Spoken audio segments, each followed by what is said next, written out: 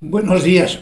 Bueno, pues continúo con el tema de este capítulo, continúo con los temas de la justicia y digo, terminé en la entrada anterior con un párrafo que voy a repetir porque sirve de enlace y por otra parte la reafirmación de una creencia firme, ¿no? Y decía que no hay esperanza ninguna para una sociedad que no pueda garantizar el uso exclusivo de la violencia por parte del Estado, sin que imperativamente la autoridad competente garantice el orden público y la libertad y seguridad ciudadanas. El caos y los fanatismos tienden a llenar cuantos espacios les sean permitidos. Todos esos partidos políticos que intentan ganar en la calle lo que no han ganado las elecciones, que propician la violencia, las protestas airadas con rotura de bienes públicos, todo eso tiene que ser reprimido severamente, severamente, porque lo demás vamos hacia el caos. Y terminaba con un pensamiento de Weber que decía que se define al Estado como la institución que posee el monopolio legítimo de la violencia dentro de un territorio. Eso es un Estado. Especialmente preocupantes son las organizaciones callejeras de adolescentes, las llamadas tribus urbanas, especialmente las que se mueven en el mundo de la droga y el crimen organizado, educados en la violencia en hogares destruidos, polarizados en la violencia delictiva o irracional, la violencia por la violencia, adrenalina a tope, vamos a hacer maldades, vamos a golpear a gente. Y esa es la identidad común que tienen, ¿verdad? La violencia. Que perdida la disciplina educacional por dejación de las familias y las autoridades, viven ajenos a cualquier entendimiento moral social y caminan decididos hacia el desastre absoluto de sus propias vidas, destrozando de paso a otras inocentes, ante la indiferencia de una sociedad que parece haber perdido cualquier sentido de responsabilidad social y la necesaria formación de la disciplina cívica de nuestros jóvenes. La educación sin disciplina, sea interna o sea externa, es sencillamente imposible, como es también la vida en sociedad. Es imposible la vida en sociedad.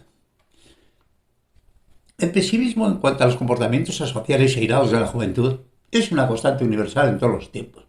Es verdad. Tal vez porque llegas a una cierta madurez cuando eres mayor.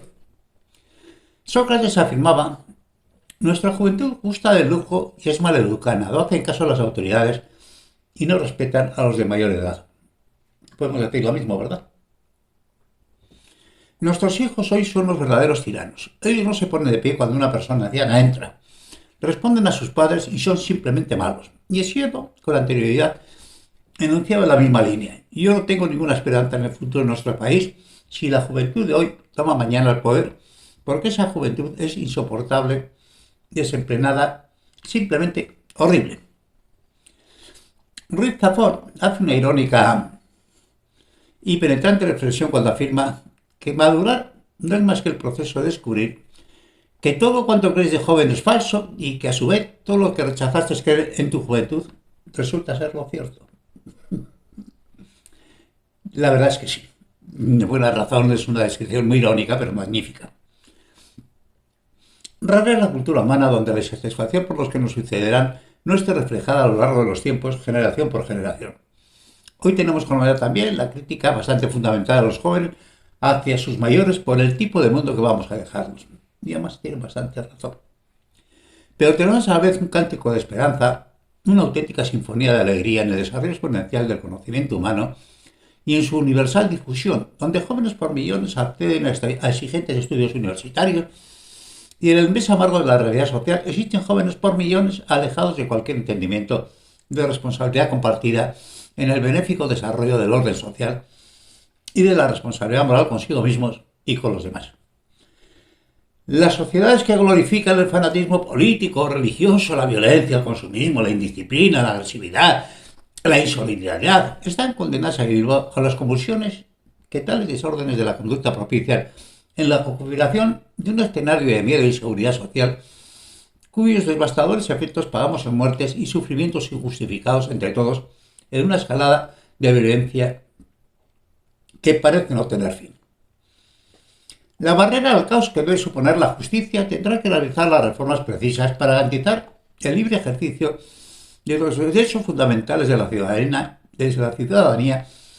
que es su primer deber amparar y proteger. Y los estados tendrán que tomar las medidas necesarias sobre el control de armas y de personas peligrosas en el legítimo ejercicio de su primer deber en el contrato social, la exclusividad en el ejercicio legítimo de la violencia y en la protección de sus ciudadanos. En esa cuerda floja, en esos difíciles equilibrios entre libertad y seguridad, entre autoridad y autoritarismo, en esa dicotomía contradictoria tan difícil para todos y especialmente para los agentes sociales que tienen el imperativo mandato de realizarla.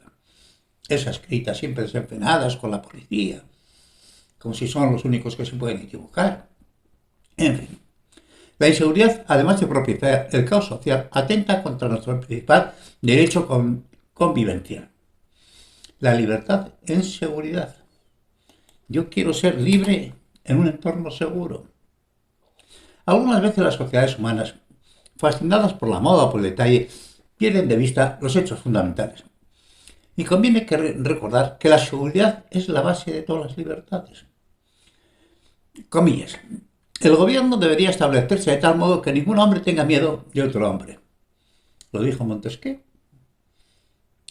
Ya habéis hecho caso en algunas cosas, ¿verdad? Pero en otras, por ejemplo, como esta, no.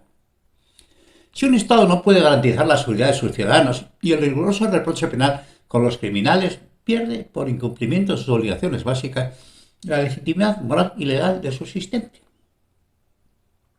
Comillas. Podemos y debemos oponernos a que la alteración y corrupción natural de todas las cosas nos aleje demasiado de nuestros inicios y principios. Podemos y debemos. No es admisible que los ciudadanos tengan que pagar policías privados, que además sin que tal pago se reduzca automáticamente los impuestos, ni que tengan que protegernos armados detrás de 7 cerrojos en sus casas, o que zonas enteras de algunas ciudades estén fuera del orden público ciudadano. Hay determinadas zonas, ciudades, donde ni la policía se atreve a actuar. ¿Es eso razonable? Y más perverso aún, que grupos organizados bajo falsas banderas ideológicas, políticas o religiosas, fanatismos diversos, y también el llamado crimen organizado y el narcoterrorismo, campen libremente sembrando de miedo y inseguridad a sociedades enteras. El desorden siempre tenderá a llenar tantos espacios como el sistema le permita, con tendencia a emplear sus límites como todos los fenómenos descontrolados y autoalimentados. Y la reacción ante los excesos es también una reacción violenta y primaria. Si los agentes sociales cuya misión es conservar y proteger el orden social no logran garantizar el ejercicio de los derechos básicos de los ciudadanos, esos que somos todos como cuerpo social, definido por la genial descripción del escritor como la espesa, gris y monumental y municipal gente de bien, se tenderá inevitablemente a las organizaciones ciudadanas defensivas fuera del sistema, en perjuicio de la civilización misma. Como se observa con el uso indiscriminado de armas en la sociedad norteamericana, donde pequeñas frustraciones, descontentos, venganza, diminutos problemas sociales, más desequilibrios personales y enfermedades mentales pueden ser motivos de asesinatos múltiples e inocentes, a veces protagonizados incluso por adolescentes en una sociedad fuertemente armada, casi sin ningún control, por temor a los criminales. Es el miedo lo que arma a los hogares americanos, es el miedo el que las autoridades no cumplen con su deber. El sistema jurídico general. Esa especie de excepcionalidad universal que casi se ha hecho norma común de que la parte más responsable de la sociedad se le exija con escrupulosidad el cumplimiento estricto de la ley, mientras que otra parte reducida a la sociedad parece vivir en permanente burla de los sistemas mínimos de convivencia civilizada, supone un suicidio colectivo al propiciar el desaliento social e incrementar la tendencia al desorden relacional por el nefasto ejemplo que ejemplariza. Cuando una sociedad, la ciudadanía, respeta o teme más a los criminales organizados, o a los fanáticos, o a los políticos que a la policía o a la ley, se ha llegado al borde de la disolución social, se quiera o no se quiera ver. Si es la autoridad la que se soslaya Y se hace más caso a los criminales, a los fanáticos, a la gente que realmente puede amenazarte y puede matarte. Joder, ¿dónde estamos como sociedad y como civilización? En los procesos penales, las escrupulosas garantías en el procedimiento y en la correcta instrucción se han convertido en más importantes incluso que el hecho a juzgar. Cuando no tengas razón de fondo, tu único camino de defensa es el derecho procesal. ¿Os suena a vosotros, a los abogados? No hay defensa posible con el cliente al que defiendo. Vayamos al proceso, vamos al derecho procesal, a encontrar fallos en esto, lo otro, lo que sea, con tal de sacar a los criminales de las cárceles. Tal vez convendría alguna reflexión sobre qué es más importante, si la forma o el fondo, si el procedimiento o la justicia que se espera. Desde luego es un terreno pantanoso, el eterno dilema entre los fines y los medios en las garantías frente a la posible arbitrariedad. Tal vez convendría reflexionar si los defectos en la instrucción deben ser pagados por las víctimas, que nuevamente vuelven a ser agredidas en el proceso penal, sus derechos violentados y su justa reparación burlada, o por los responsables de la instrucción que hayan cometido errores, sin que tales defectos afecten al fondo del asunto, el juicio ponderado en la realidad cierta del hecho juzgado y de la autoría cierta de los acusados. No, esta prueba se ha obtenido de una forma, no sé cuál. Oiga, pero es verdad. Sí, sí, es verdad, pero claro, como no se ha contemplado la ley en la obtención de la prueba, de verdad. El procedimiento procesal debe admitir cualquier prueba que confirme autorías con independencia de la licitud o no de su obtención y del reproche penal o administrativo a que tal comportamiento dé lugar, pero no es admisible que en el procedimiento sirva para burlar a la justicia, ya que eso es un suicidio moral y social. Comillas, cuando los resultados desmienten la teoría debe de ser cambiada. Cuando los resultados desmienten a la teoría debe ser cambiada. Si el procedimiento penal lo que produce es inseguridad, por la amenaza a los testigos, por lo que sea, hay que reformar. Señores, hay que reformar. Otro tema muy importante y muy escabroso en los procedimientos penales supone la declaración de inocencia o culpabilidad en manos de los profesionales de la justicia o en decisión de los jurados. Ambos sistemas tienen listas interminables de ventajas e inconvenientes, si bien la coparticipación de los ciudadanos en las causas graves supone acercar la responsabilidad enorme de la justicia y sus problemas a todos, con los inevitables inconvenientes por todos conocidos, entre otros el que se exija un juicio de convicción a personas no entrenadas en el mare magnum que supone todo el sistema procesal y todo el sistema garantista de los derechos individuales, donde la convicción puede ser insuficiente relacionada con el complejo multimundo del derecho. Cuando se precisan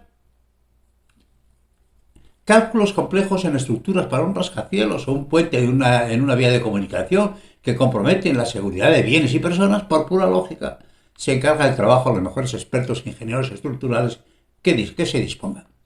En ningún caso aquellos para los que el cálculo de estructuras no tienen ni siquiera una ligera idea ni para qué sirve. Ni tampoco se proporciona un bisturí y un quirófano a persona elegida por sorteo entre la ciudadanía. Sin embargo, en temas judiciales se toman decisiones de vida o muerte, de pérdida de libertad personal, incluso de por vida o de ruina económica de personas o empresas, a personas que ignoran absolutamente todo de unos procedimientos judiciales que personas que lo han estudiado durante largos años en la universidad y practicado a lo largo de toda una vida a menudo demuestran con sentencias alejadas de cualquier sentido común lo difícil que es formar un juicio equilibrado y justo de cualquier supuesto ante un tribunal de justicia.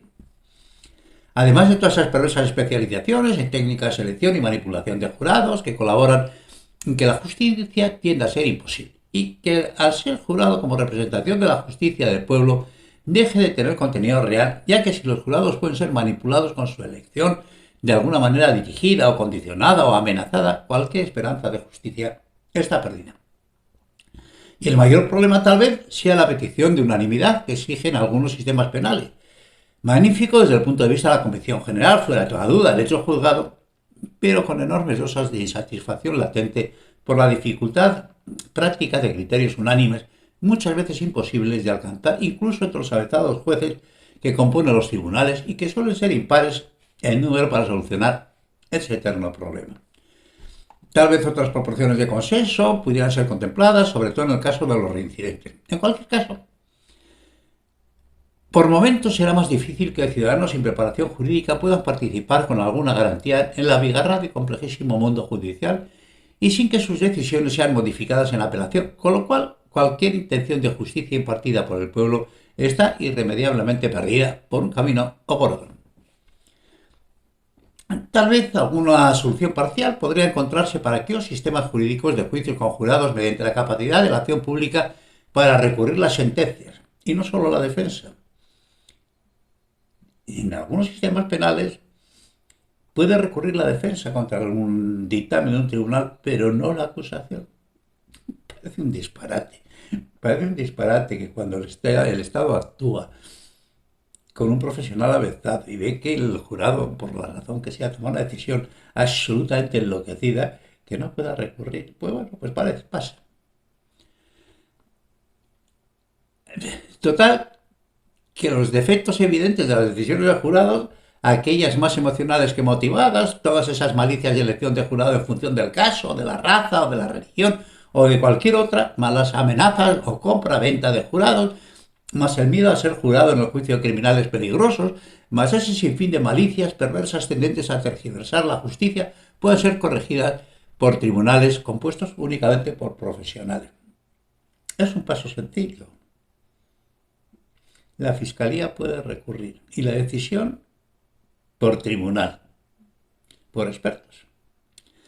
La presunción de inocencia y la correspondiente exigencia a la acusación de la demostración del delito y de la autoría fuera de toda duda es a la vez una enorme conquista frente a la arbitrariedad o a la acusación infundada, una garantía para todos y una enorme desventaja social frente a los criminales experimentados o los grupos organizados, muchas veces incrementada por la garantía en algunos sistemas de considerar cada supuesto delictivo uno en sí mismo, independiente de cualquier otro hecho delictivo anterior, aun cuando víctimas, modos y medios correspondan a un mismo patrón.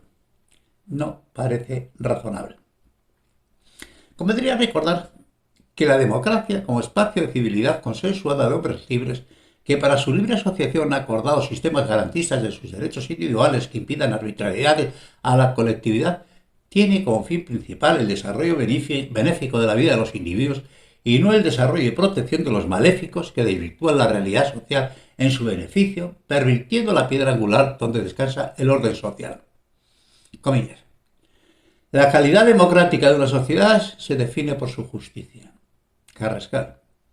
Y el buen gobierno de una sociedad, también, amigo Carrascal, también. La calidad de un gobierno y de una sociedad, también. Y pobre de nosotros cuando el hombre, comillas, el hombre no cree en la justicia a su país, no tiene patria y no puede amarla, ya que nunca existirá una patria sin justicia. Pobres de nosotros, sí. Cuando el hombre que no cree en la justicia a su país ha dejado de tener patria y no puede amarla, ya que nunca existirá una patria sin justicia. ¿Existe algún lugar en este descontrolado mundo donde exista la justicia? Y con esta pregunta pongo fin a esta entrada. Continuaremos. Un fuerte abrazo.